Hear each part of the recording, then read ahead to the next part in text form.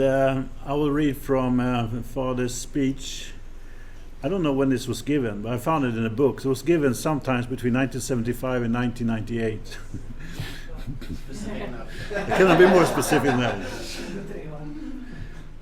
You can find out down there where I found it. Our real task is to realize the kingdom of heaven. The time when all people on earth feel happy is neither the era of Christian civilization nor the era of communist civilization. They both cannot go beyond the national level. That is why a movement beyond nations centered on globalism is necessary. Such a trend has to appear somewhere in the world. From this viewpoint, we must know how important the unification movement is. This movement must be interracial. There should not be discrimination among the white, black, or yellow races. We must unite the world into one, and also unite heaven and earth into one. From this perspective, there is no great ideology than the ideology on which we insist. Communism is an ideology based on the material world. Religious people are too anxious to solve their own spiritual problem. Both of these attitudes will disappear. So the timing of this speech, I think it is interesting because in any case, it's quite old. And the things Father taught about, people didn't talk so much about in those days. There's obviously this sign, we're going back to Father through Samya Moon's speeches, is it's a prophetic message into them. And how do we capitalize them? And this, of course, is a picture you have all seen many times. And I just make a reflection on the first time I saw this. I don't know the day, and I don't know exactly the year, but it was before 1978, or it was year 1978, and I was standing there. I was going to go take a coffee på Roslagsgatan, and this coffee shop, and I used to go with some friends, and then the coffee shop was closed, and then there was just a sign there, and it was this sign, and I remember I stood there looking at this. Oh, interesting. So old memory. I think that it's interesting. Some kind of explanation about God. Because I always heard about God. What is God? It's so abstract. There's Jesus. That you manifested in Jesus. But what is? It's an old person lived a long time ago. But some theoretical. I was looking for some kind of theoretical explanation, and so I thought this picture was very interesting. And we understand from this that actually have experienced a God in life, we need to unite our mind and body. And that's how we experience this. And from this follows many things. Also, we can know the struggle between good and evil. Cain and Abel is also need to struggle. That you need to unite. And we give the testimonies from the Bible about this struggle.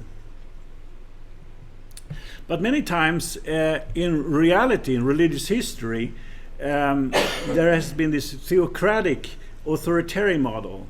So you say, then that's what the church is instituted. Of course, there's God, then the priests, the bishops, and the lower ranking bishops. So we can talk about God, Abel, and Cain, and then the fruits comes. It's a very authoritarian structure of it. So of course, Cain was not happy about this, and then he rebelled, right? And that's how we see the fall of man.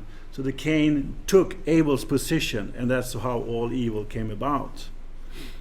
And then Abel not to reverse this dominion, but has struggled how to do this reversal dominion. I don't know how many times you've seen this picture. I was just talking to John Peter about this. I was sharing this. I remember this picture many times, but you gave many times lecture, but you never gave this. And they told me, no, I didn't. I never really saw it clearly. I don't know how many of you have seen it, but in my early church life, I saw this model many times. And I would say that this is not actually Chandler Guk model. It's a pre-Chandler Guk model. Why? Because if you understand the principle, it's not just vertical. We have horizontal relationships as well. And they need to be distinguished. Because of this model, it doesn't really work to restore. And then we have this chaotic model, the anarchic model, call it. So we God somewhere, Abel is somewhere, Cain is somewhere, and then we just hope the fruits will just appear, like a lottery, just appear somewhere. It's unstructured, and we're living in this kind of confusing age. And I think it's a good picture of today. People can talk about something, do something else, and they all somehow hope it will fit together. But it doesn't. So the important is how can we bring things together, especially then if we should have an ambition seriously to make the world a better place, how can we do it? And this is the way to define again this model. It's between the mind and body we need to connect, and it's also about the individual and the community and about humanity and environment. It is an interactive relationships, right? The vertical relationship is defining the common purpose, and then peace will come. So we see this is the important of our ideas. So this good society is a reflection of, it's like the artwork. The artwork is a reflection of an idea. And this we talk about in the principles. So if we understand what is peace, what is human nature, what is the role of culture, how should we define right from wrong, these are ideas and they are manifested in our society. So ideas are important after all. And then of course we need to look for what are these good ideas. How can we exchange about this? And then it is interesting, as I referred to before, like in the principle talks about it, the struggle of ideas. This is what Father Truffaut spoke about also, materialism. It's not just communism, it is actually materialism itself, how we look at things and how it affects the way we look at things. So I thought this Hobbesian view of is interesting because it's very influential, I would say, more influential than we think. I would say the Hobbesian view about the Leviathan is that the strong ruler has to rule in order to have peace. Hobbes' idea was, wars. There's war all the time. So we need to have a strong institution to control people. And then we can have peace. You want peace or you war? And it's a very materialistic view. People are unable to not have peace themselves. So there has to be control. And I think these ideas is actually still very strong. They look very horrible, but that is the way society is going though. We need to control people, we need to control their minds, and we need to repress people in order to save our society, our civilization. While actually the American Enlightenment is built on John Locke, the American Constitution, for instance, and these are we call the traditional liberal idea.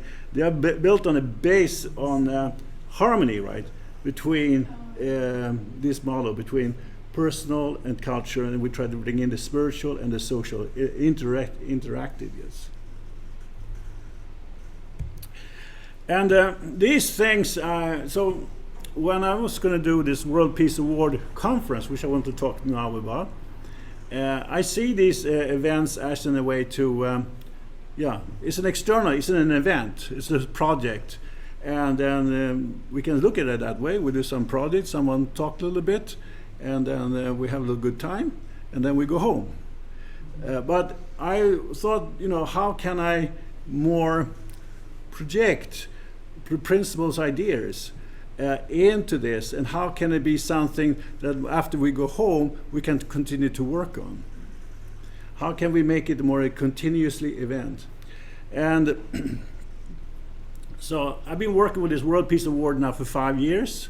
We helping out the different experiences, and I know that Pramodibundi's idea is, he tells me, you should bring in more people to these conferences. Why, you represent UPF, we should bring in more. We want to make it bigger and greater. And my comment is that, well, it's not enough time. If you want to bring more people, where should they speak? Or should they just come and look and listen? Or, they want to be part. People at groups want to also be part and sharing their view. They don't only want to listen. So they want to be part of this discussion. We need to have more time. So I try to figure out then, how can we do more like a UPF event in connection with the conference, I was thinking. So, but for that I need to have a nice local, and he didn't have the money for it. He didn't have the resources for it. So I had to figure out myself how to get there. And then since some time now I've been involved with the Swedish because I wanted to make it, actually 2 years ago I wanted to make an event when the war between Russia and Ukraine started. I thought, and I know that many of this almost like the global war actually starts, like all this big conflict starts on a very local level. And one of the key conflicts has been between Ukraine is the nationalism, and of course the whole history between them, but the conflict between also Catholics and Orthodox, because they've been tools for this national rivalry. So ideally, I thought then, if we have interfaith dialogue between Orthodox and Catholics, and religion can stand up for more higher, greater values, they could help to subdue the nationalistic instincts and the globalist instinct to make peace and collaboration. So I wanted to make this kind of event, and we did in UPF also had interfaith meetings. And I was thinking to do it actually I thought it was a brilliant idea I had. We should do it in this place in Fisksätra, which we as UPF members have attended, called God's House. It doesn't exist, but it's a project in collaboration between the Swedish Christian Church and Muslim groups and Jewish groups in Fisksätra in Nacka. And but they don't really either have the resource to build a physical resource, but they have this local. So you have attended this local there. And it's very fascinating project that we all can come together and share the same kind of religious beliefs. So I tried to organize this event, but it didn't really work out because they said, there were no activities there, not happen. And then one of the persons who I'm in contact with, Avad Olvan, who's Muslim, he suggested, but you also need to have some artists involved. So then I was going to contact some artists. And I thought about my sister, of course. But then she recommended this Ingela Karlsson, who's the person there on the stage, and then she dragged me into this Artists for Peace Association, and I didn't understand what I was going to do there because I don't see myself as an artist. But anyway, I joined in. I said, I go wherever the Spirit leads me. I go there. I can do something, I felt, because I felt I had to do something. Where can I meet people? So through them, I got involved actually with other groups, organizations. And always when they play music on the streets or something, I always talk about, what can I talk about? So I talk about culture of peace. So I mentioned this before, right? And once this also a little special moment. I read from the world's farthest world scripture about different religions, what we have in common. Because that's what Father's message is. Religion actually has something fundamental in common. So I was reading these different sections of the world scripture. And at this meeting place, this old Archbishop, K.G. Hammar, was there. And they came up to me afterwards and said, thank you for your speech, he said. So I thought, I was quite moved. I was quite inspired by that he gave that sort of recognition, and he could feel that kind of spirit. So I felt like the Spirit of God has been helping me working through this event. So that led me, one thing to another led me to come to Stadsmissionen, because Stadsmissionen have renovated an old church. It was like Baptist church, nobody used it anymore, so they bought it and renovated it into a nice facility, local, very nice local. So it looks like a church, but it's like a local. And they have actually there, they help homeless people, they help people. It's on Mariatorget in Söder, but they also do have actually an interfaith meeting at 3:30. So you're welcome to go there. I mean, Ingmarie was there with me once, and I go there a few times. I got to know them a little bit. So I have an interfaith group. Not many people come, but they said, "Okay, you can I want to make an event. Can we do it together?" And they said, "Okay, can do it on Friday when we have this interfaith prayer meeting there. So part of that will be your event." So then they allowed the technician at Home Whole event to have it there at their place. So I connected that with this World Peace Award event. And through this, so I tried to organize this event around that theme. So I was trying to think, how can I sort of, we have different speakers coming, how can I make this meaningful? How can I find this structure, which I'm going to be looking for, to integrate with the peace movement? So this was the theme of that, peace and integration, because they are concerned about integration issues. And I think integration issues, when we talk about peace, we think maybe about global peace, but this peace is on so many different levels. And of course, we have a big issue in Sweden now with integration issues also, like how do we integrate, how the violence, the crimes that are going on all different levels. So we all know this through the principle, we talk about the three blessings, how can we be part of something. But also here, there's different areas. So in the peace movement now, there is actually a struggle within the peace movement in Sweden, and I think in many places, because they have different political views. who's the culprit, who's the enemy, you know. So if you think too politically, then you get dragged into these conflicts. And of course, we all have maybe little different views politically, but then if the peace movement cannot unite, how can we expect the whole world to unite in peace? A little difficult. So how do we find this perspective? But then this peace group I'm involved with, they started talking about, you know, environment. We need to take environment issues important, and Truman also talks about the environment and the climate issues. And even though personally I don't have so strong feeling about the climate, but of course the environment is important. And of course, when I think about the environment, I think also we need to think about the environment we as humans creating. So it is sometimes also something actually quite spiritual. It's about ultimately how can people work together for the common good.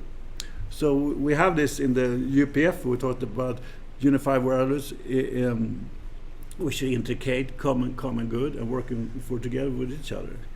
So I try to bring this in and talk about the civil society also, because that's also important element. So I try to bring in what the peace movement in Sweden are concerned about and bring it to talks about cultural peace. Because also cultural peace, as you know, United Nations has declared we should have cultural peace, and it's recycled a year. So it's interesting to bring that concept up. And we have the three blessings. So we want to integrate. Like we, as religious people, we talk more about peace within ourselves, and then we have to talk about the family values. But it's all connected to the society and the nation, and the world. So we all know this. So we all need to express these ideas. Well, some people just think about the world. Some people think about society. Some people think about the individual. They look at different things. But the vision is to how can we create this that everyone see the broader picture and see their particular interest is part of a bigger whole. So that's why I tried to, when we had this event with a musician artist coming, then I was thinking that so we talk about this. We have someone talk about on the individual level, and then someone talks about on the social level, and some people talk about on the global level. So it becomes sort of, I thought, you know, I was thinking, how can I make this sort of a little meaningful? So they spoke about different things and highlighted certain aspects that we highlighted. There's an individual piece. So I read actually the chairman of Artists for Peace is Kemal Gorgo, and we have very close connection. He's a therapist, an artist, an actor. So he has I feel a very deep mindset about the inner and see the art as a very important tool about human restoration. And I think this is important because there is this separation between religion and our society. Religion is seen as something, you know, irrational, very personal, not connected to our social problems. So this is what we call secularism. I think this is a wrong concept, secularism, but it's the concept people use. So you push away the religious values from society. I spoke to one of the organizers at this Stadsmissionen, and he agreed with me. I said, the problem of society, we moved out God from our society. Now how should we bring it back in? How do we bring it back in? Well, we can talk more about God in a more practical way, which the principle wants us to do. We can talk about the inner and the social and on the global level. So there are many things going on, and it's also about how can we unite together? How can people work together, send a common goal? So that was the one event we held, and some of you participated. That was very nice. And then the big main event was that was sort of the Bunten organized event, was here in Concert Hall. Now next year he said, I want to make it even bigger, he says. So we'll see how that was. But it was, I think, quite many people came. Of course, then again, I was trying to say, how can I sort of implement this structure? I was thinking a lot about this, and praying about it. How can I make this meaningful? And did I use some of these ideas I've shown you before, like the fall of man, for instance? We use it tradition in a very sort of biblical way, but it is actually also can speak to us in a very more social way. We don't have to bring in the archangel Lucifer because we can experience these things ourselves. It's not so distant from us, and we know that we develop in different stages, and we know that when we have a struggle and a conflict, we need to overcome that, and that struggle and conflict is about our inability to develop our hearts. And then we come into conflict, and then how do we get out of this? Wars are a very good example of this, how sort of conflict recycles themselves all the time. But it's also true for, of course, personal relationships and our social relationships. So we have to make amends, right? So I try to bring these concepts in and then talk about what I call a three-step process to achieve peace. And then, recognize this from principle. It's defining what is peace, what is the goal, what's the target. We're striving for that. We all want peace, but what do we mean with it? So we can discuss, allow people to think about it really deeply, what peace is. Then next session was about talking about conflict, how you see conflicts, your experience of conflict. And then the third step is what do you do to restore or solve these conflicts? So I had different speakers speaking on different things. So Haider here, he spoke about, I said, it's good you could bring in a philosophical aspect. He's interested in philosophy. I thought about Hegelian dialectics because this is the give and take. But he needed more time for it. So yeah, this is the problem with this conference. They have too little time because too many speakers and so on. But maybe it's good it's a little short time, so you get a little taste of it. And then later on, we can meet again to penetrate this issue more deeper. But it is interesting to talk about, for instance, Hegel, because he's such a predominant figure in our history, in Western history, and how that being used and maybe abused, people see these different things. And then we know, but Haider then talked more about Kant's vision of peace. So I think it's good also for us to remind us that whatever we have is built on a history, both of the bad and then the good. And our civilization is built on, the whole EU project, the whole UN product, even the whole nationalism is built on the idea that how can we actually prevent wars? How can we bring people together, different tribes together? That's the ambition. But the reality always falls back into conflict. So there are old thinkers thinking about these things. What did we learn from them? What went wrong? How we can move forward? This type of discussion, I think, is very important. I was also mentioned Britta. I would ask her also because you speak whatever you want, but speak a little bit about ideal. And then also she got inspiration just talking about Women's Federation. She wanted to talk about this, the example of the lighthouse, yeah. And I noticed that many people were very inspired by that example. So because it spoke to their heart, and it was a metaphor, good metaphor for what is your moral and goal in life. So I thought that was also very inspirational. So then I had some speakers talking about the cause of conflict, and then one of our guests who we brought up, actually UPF invited up, was Reza Jafari. He came here, and so he is, of course, we all understand, he's part of Afghanistan, his situation, the trouble and struggles they experience, and what he's trying to do with it. So he gave his testimony based on these conflicts. And then I thought it was also interesting to have Tamar Lulishvili. She's a recurrent person coming for these events. I think she has come now 4 times. And I'm always amazed that she's coming there, but she feels this is so great, and I just wonder why you think it's so great. I was like, so wonderful that she brings her students, but for her, it is like, so I had actually a lot of conversation with her before, how can we develop this format, so she's been helping out me, giving me some feedback, where she wants to meet more young people, her students wants to meet more young people from the West, and how they can interact. Because, as you know, Georgia has a similar situation as Ukraine. They're in this big international global power struggle, and so they need to how can they harmonize this in order to prevent more war there.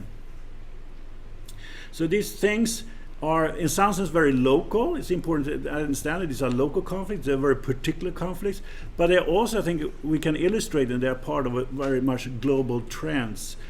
Aspects, we can identify different cultures. If Afghan the culprits or the causes of these conflicts maybe are different in different countries, but there are these global powers, and how do we face them, and how do local people get more empowered to deal with them. So I think this peace conference is a way to make ourselves more aware about those things and how to move on. And then the third principle was find a path to create a culture of peace. So I don't know if you listen, when you listen to these speeches, if you see I try to create this structure. I realize that not everybody, usually before I try to pick people, they don't really know, should I speak about that? They're thinking, I want to speak what I want to speak about. I understand. So they're not interested in thinking about this, which I'm interested in, because to me, I feel a great point. But the group from Jordan, actually, I managed to communicate with them and tell them, and also Sydney, I said, please emphasize your speech towards this angle. And so there were a group from Jordan there. They were from an institute, and they themselves, I thought, was a very interesting group, because the Jordans, they are Muslims, and they cannot actually change their religion, but they spoke about Buddhism. But actually it was not Buddhism, it was meditation. So they took out the meditation aspect and used it as a technique, as a teaching.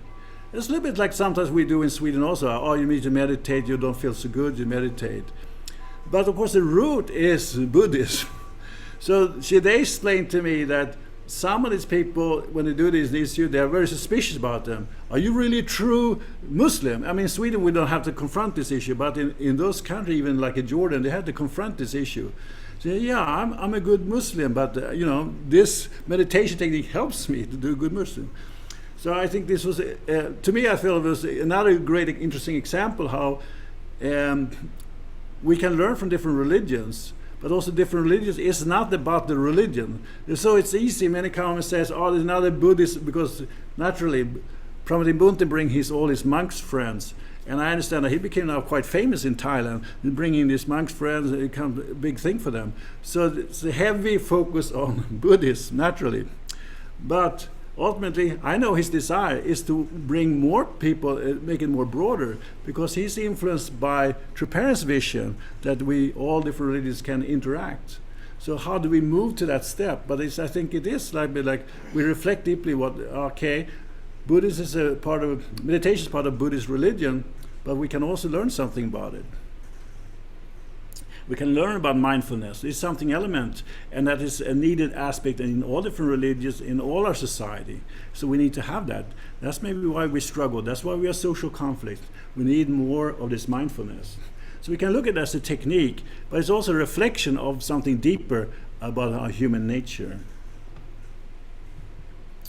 So the main event is actually giving out the awards. And here with celebration, they're all getting the awards. And one of the awardees, far to the right, there, is Reza, right? And that's why he came, or it was part of our networking experience. He had met UPF earlier, so he liked UPF very much. And so he came there, and this is a good example. This is one, I guess, leading Afghan paper. And I was surprised because I was thinking, but the Taliban's ruling Afghan, because he is not aligned with the Taliban. He's critical of Taliban, but actually he wants to have peace with the Taliban, but he wants to find other values. So, but they recognized, they were happy anyway he got this award. So I thought that was nice, also good PR for World Peace Award. You can see the value of these kind of networking and recognition. It gives you encouragement for what you are doing, and I think that's the greatest important thing, that you get support. Someone recognizes I try to do some work, because to do peace work is a lot of opposition. Actually, you're wondering, is it possible? Is it realistic? What's in it for me, really? But people, it's like a passion you need to fulfill and realize. You need the support for that. So we're giving out awards and we're receiving awards. And this time I received an award, and I didn't think so much about it, but why not? It's nice to be part of that. You want to give me? So I want to show some pictures from the event. So then afterwards, this is the Georgian student group there, and I went to Tallinn, and then everyone likes to take pictures. I'm just personally nowadays, I'm really tired of picture takers, so I'm never on there. But then suddenly I realized, well, why I'm never on the pictures? But I'm on this talent picture somewhere. Anyway, afterwards we go to the cruise, right? And you can think first. I think that so we have a meeting on the cruise also, but it is this networking, meeting people afterward during the time, which is also very, very valuable. You get to know people a little bit more. So not just going to the meeting and going back and listen to something, but these things is very important. Socializing. So yeah, I'm in Tallinn, and here I actually this is kind of funny. Instance, I come into my cabin, and this time I got a little nicer cabin because I got a window out, and I'm first person in the cabin. I say, oh, maybe I'm going to be all by myself. But anyway, I take this bet, probably someone will come in. And suddenly, I'm sitting there, 2 Swedish guys jump in, and my first second is say, hi, you must be come the wrong place. What are you doing here? I haven't seen them here. And they had tattoos on them. I mean, they look like guys who are ready out to go partying. And I mean, you came wrong way. But I said, no, we came here through this Buddhist monk. They're living in Thailand, and they're working there as salespeople. I think they work, what is his name? Marketing, social marketing. So they live in Thailand. It's like sometimes you can do nowadays, I guess, working for some Swedish company in another country, having that experience. So they got to meet this Buddhist monk and got so into meditation. And they took it really seriously because they went up early in the morning. I saw them go out in the boat and meditate, sitting there. And we were sharing with each other, and they really loved the conference. And I just felt that, wow, you're the hope of Sweden, I felt like. I really felt like it. because they go to Thailand looking for something, and then find this meditation and take it seriously. And he said, I'll go visit other churches and so on. And I said, yeah, I want to bridge between different religions. And he was really positive. It was really great. And they invited their relatives to come to the conference, and all their relatives were very positive.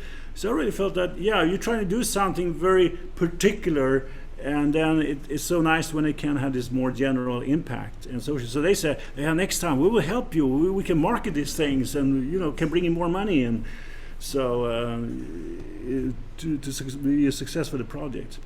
So in conclusion, we say religion and Christianity, as I've seen it for many years now, are in a steady decline.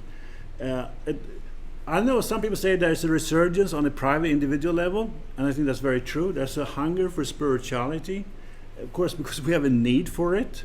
But on a public level, we have to say it is on a decline. War and conflicts, social conflicts, are increasing. We thought in Sweden we could create a perfect welfare state. I heard it since I was a child, but it doesn't seem to work. Something is missing. And the Christian message is more isolated from society. It seems like it's irrelevant. So even those who are Christians cannot, project a Christian vision. It's very evident. The person is Christian, but they feel that's just their own personal thing. How do you convey the spiritual Christian message into the society? And they lack also confidence to speak out about it. So I feel through this conference, this conference has been for me very rewarding, because I feel, and this time I've focused more on it to try to bring in this. I spent a lot of thought and prayer, actually, how to bring in a more principle content into this thing. So I think through this it's like service. I want to help other people. I want to help Buntin. I want to help the people coming there to make a success. And I really, when I meet these people, I feel they appreciate very deeply what I do. And so it's networking of people. You meet other people who also do something good, and you can respect them, and then you learn something. You get empowered because you learn something from other people. You learn more things. If you just read newspapers, what do you learn? You don't learn anything. You just learn how horrible and destructive this world is. So we need to have more. This is what culture is about: to cultivate ourselves, develop ourselves, empower ourselves. Not just, here's very important coming, but also reading your parents' word, the Bible, but in this connection, learning from what other people are doing, then you can learn and appreciate that more. And then also I think it's important is to develop a dedication of our teaching, to make it more applicable and relevant, even to those who are not biblical oriented, to show that the principle is actually relevant even if you're not Christian, even if you're not interested in God.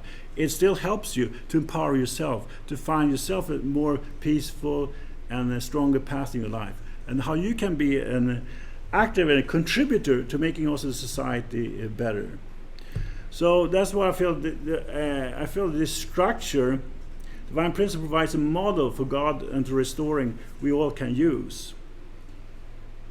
And